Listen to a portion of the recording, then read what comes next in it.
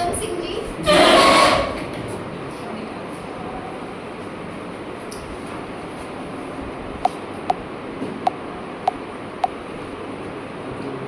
हो गया हो गया। डॉक्टर जूली सिंह जी।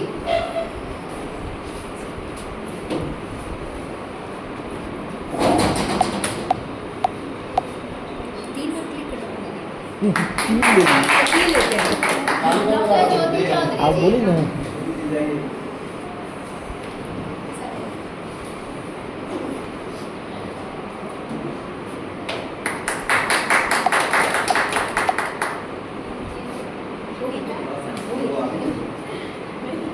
डॉक्टर विष्णु शंकर जी।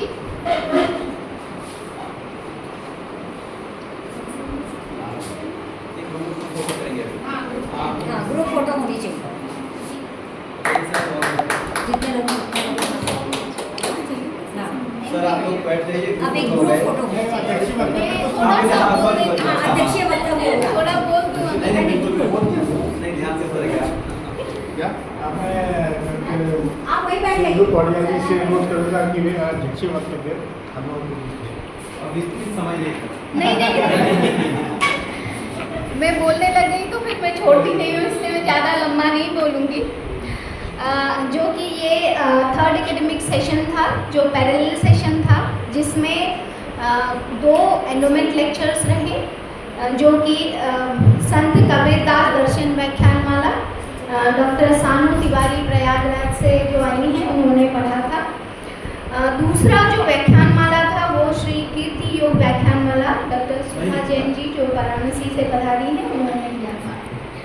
और इसके बाद हमने 5 पत्रवाचन सुने। उसमें सबसे पहला शोध पत्र वाचन था डॉक्टर पुष्पलता जी जो जलगांव से आई हैं, उन्होंने दिया था। उनके पेपर्स के टाइटल भी मैं बता देती हूँ। मैंने बहुत लंबा लंबा डिफाइन करके लिखा है, but I don't think there is going to be any time to read them.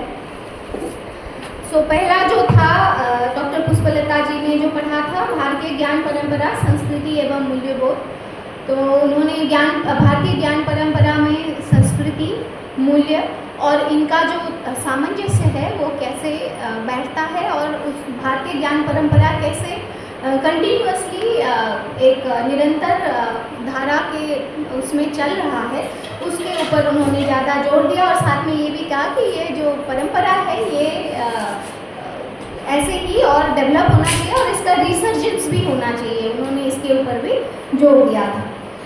उसके बाद का जो पत्रवाचन था वो डॉक्टर उत्तम सिंह जी ने पढ़ा था, नैतिक एवं आध्यात्मिक मानव मूल्यों का दार्शनिक विमर्श, philosophical discourse of moral and spiritual human values.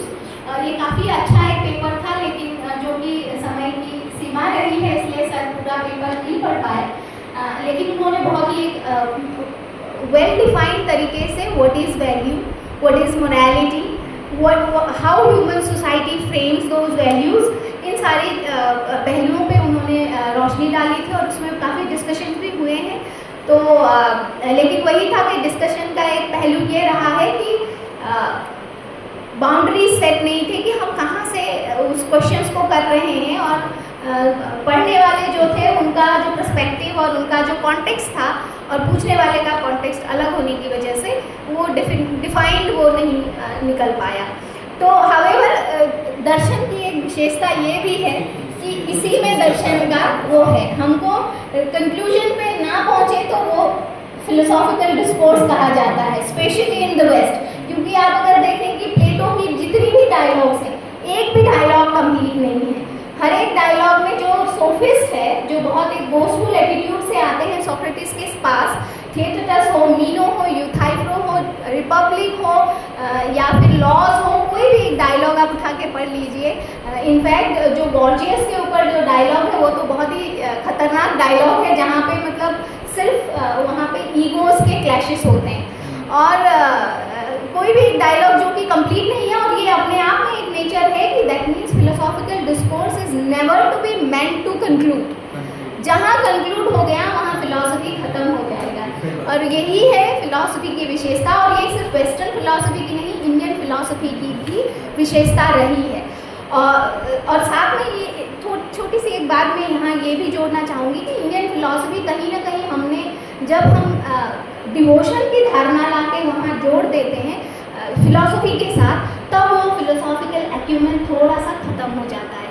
उसके बाद फिर हम जब जो कि हमको श्रद्धा की भाव आने लगती है, फिर हम वो डिबेट पे नहीं जाते। इसीलिए शंकर भी एक टाइम के बाद फिर भगवान बन चुके हैं, और हम शंकर को क्रिटिसाइज़ नहीं करना चाहते, लेकिन जो कि शंकर लेकिन इसीलिए फेमस है क्योंकि उन्होंने हर एक फिलॉसफी का खंडन किया। तो ये है फिलॉसफी का ये जो इसेंस है, इसको हमें नहीं छोड़ना चाहिए, और डिबेट जहाँ होती है वहीं फिलॉसफी जिंदा रहती है। सो सर का ये पेपर काफ़ी अच्छा था, थैंक यू सो मच आपको, उसके लिए बहुत बहुत सराहना। उसके बाद का जो पेपर था डॉक्टर जूली सिंह ने पढ़ा था, जो धर्म एवं संस्कृति की महत्व वर्तमान परिप्रेक्ष्य में था। और काफ़ी शॉर्ट पेपर था लेकिन बहुत क्रिस्प था कि वर्तमान समय में धर्म की क्या और संस्कृति की क्या एक ज़रूरत है, और इस देश में इस धर्म और संस्कृति की जो एक कॉम्बिनेशन रहा है, क्योंकि वेस्टर्न पर्सपेक्टिव में देखें तो धर्म और संस्कृति दो अलग अलग पहलू में चलती हैं, लेकिन इंडिया में धर्म हो, संस्कृति हो या फिर नीति हो, एक साथ चलता है, और उसी कॉम्बिनेशन को लेके उन्होंने बहुत एक अच्छा पेपर पढ़ा था। Congratulations to you for that. उसके बाद डॉक्टर ज्योति चौधरी ने, जो कि ये भी पेपर भी काफ़ी क्रिस्प था और बहुत छोटा था, सामाजिक परिवर्तन में दार्शनिकों की भूमिका। It's a very essential paper कि आज हम अगर रिसर्जेंस ऑफ इंडिया बाई 2047 की बात करते हैं तो दार्शनिकों की क्या भूमिका रहेगी, क्योंकि ये जो रिसर्जेंस है या फिर डेवलप्ड नेशन की जो बात हो रही है तो मोस्टली इकोनॉमिक डेवलपमेंट सबसे पहले आता है, तो वहाँ दार्शनिकों का एक बहुत बड़ा एक रोल है, क्योंकि क्वेश्चन करने का काम करेगा कौन, क्योंकि हर कोई अगर वाहवाही पे ही जाएगा। एआई का डोमिनेशन जिस तरीके से हो रहा है, तो ह्यूमन वैल्यूज, ह्यूमन इसेंस और ह्यूमन पर्सपेक्टिव्स को आगे लाने का काम करने का काम ऑब्वियसली ये हमारे कंधे पे है, हम फिलोसोफर्स के कंधे पे, और जितना हम इसको और रिगरसली करेंगे उतना हमारे लिए और इस सब्जेक्ट के लिए भी इसेंशियल रहेगा। जो लास्ट हम लोग का पेपर था बट नॉट द लीस्ट, विकसित भारत, जो कि कॉन्फ्रेंस का थीम रहा है, विकसित भारत बाय 2047 एवं भारतीय दर्शन और सामाजिक प्रगति के संदर्भ में जो डॉक्टर विष्णु शंकर जी ने पढ़ा था, जो लास्ट का पेपर था, वो भी काफ़ी मतलब इम्पॉर्टेंट था, क्योंकि उन्होंने बहुत सारे पहलुओं को हाईलाइट कर रहे थे। अनफॉर्चुनेटली समय की कमी होने के कारण सर हम आपको पूरा पेपर पढ़ने नहीं दे पाए, उसके लिए मैं क्षमा प्रार्थी हूँ।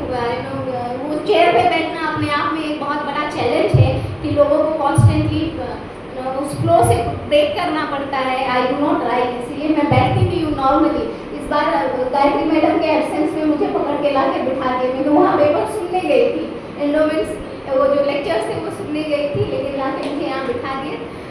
But however it was an enlightening experience being with you all, and आप लोगों के जो पेपर्स थे, आइडियाज़ की जो शेयरिंग था वो काफ़ी अच्छा रहा। सेमिनार्स का यही एक मतलब बहुत एक इम्पॉर्टेंट कंपोनेंट रहता है कि हम जितना सुनते हैं उतना बढ़ते भी हैं, और साथ में ये भी होता है कि क्वेश्चंस और लेके जाते हैं, और जितना हमें क्वेश्चंस और इमर्ज होके आते हैं, इसका मतलब हम एज अ फिलोसोफर हम हमारा टास्क फुलफिल करने में सफल रहे हैं। अगर हम यहाँ इस रूम से जब निकलेंगे तो हमारे अगर दिमाग में और क्वेश्चंस और पेपर्स के आइडियाज आ रहे हैं, इसका मतलब ये सेशन सार्थक रहा। आप सभी ने बहुत ध्यान से पढ़ा और सुना, और मुझे भी थोड़ा दो शब्द कहने का ये जो अवसर दिया, उसके लिए मैं बहुत बहुत आभारी हूँ। आयोजकों का भी आभार व्यक्त करती हूँ, और साथ में इस सेशन में जितने भी पेपर पढ़े गए उन सभी को मैं धन्यवाद ज्ञापन करती हूँ।